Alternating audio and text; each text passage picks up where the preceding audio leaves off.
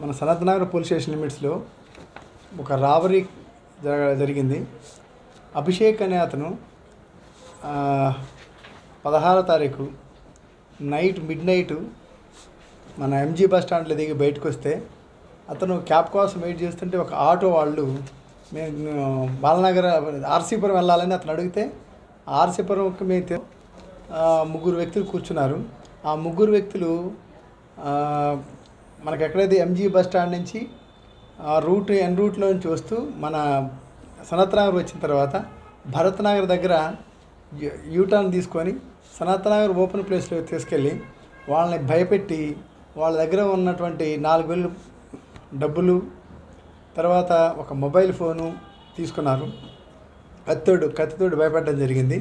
దాంతో పాటు భయపెట్టే వాళ్ళు ఏం చేశారంటే ఈ ఫోన్పే ఎవరైతే కంప్లైంట్ ఉన్న అభిషేక్ దగ్గర నుంచి ఫోన్ అయితే ఉందో ఆ ఫోన్లో ఉన్నటువంటి ఫోన్పే ద్వారా ఒకసారి సంథింగ్ అరౌండ్ 1181 రూపీస్, ఒకసారి 700 రూపీస్, ఒకసారి 1181 రూపాయి, ఒకసారి 12,000 రూపాయలు, ఒకసారి ఫోన్పే ద్వారా కూడా అతను భయపెట్టి ట్రాన్స్ఫర్ చేసుకోవడం జరిగింది. ట్రాన్స్ఫర్ చేసుకొని అక్కడి నుంచి అతను వదిలిపెట్టి వాళ్ళు అక్కడి నుంచి పారిపోయారు. అక్కడ వదిలేసి అతన్ని భయపెట్టి భయభ్రాంతులకు గురి చేసి.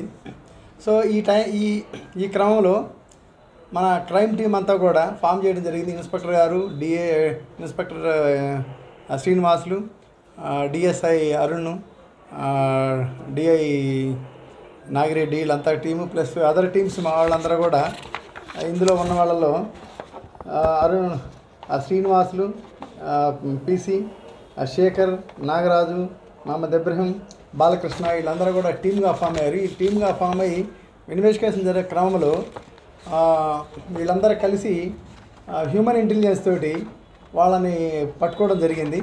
పట్టుకొని వాళ్ళని